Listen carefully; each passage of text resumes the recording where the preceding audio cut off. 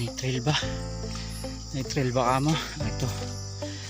Galing sa trabaho. Sabay. Yun, may kasama ako sa likod. Aking asawa. Ito kami ngayon naglolokan sa gubat. Yan, tignan mo. Napakadilim. Baka makikita. Kaninag na lang ng ano. Sin, night trail.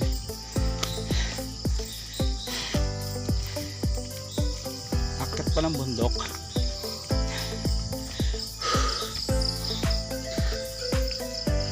Ay gagi. Basa. Time check natin alas 8. Naglalakad pa rin kami. 30 minutes na lakad na. Dito sa napakaliwanag na. May kita. Sabayan mo kami Lord. Time check 8:50.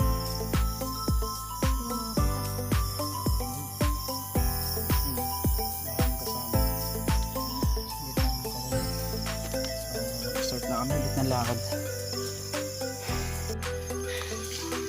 3:30. Lapit na tayo. Ayun yung city lights kaso hindi kita at madilim. So yan, malapit na tayo. 8:30. Bakit nga ba kami nag night trail?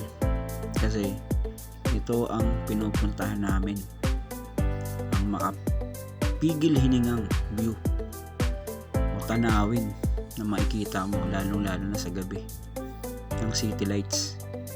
Kaya marami nagtataka bakit daw kami nag night trail pero ito yun. Ito talaga pinupuntahan namin dito sa bundok. Napakasaya, samahan, magandang tanawin, malayo sa problema. Grabe, tignan nyo naman kung gaano kaganda. Camera. Kanyari di ko alam may camera. Okay, time check 11:22. So pababa na kami. Yun.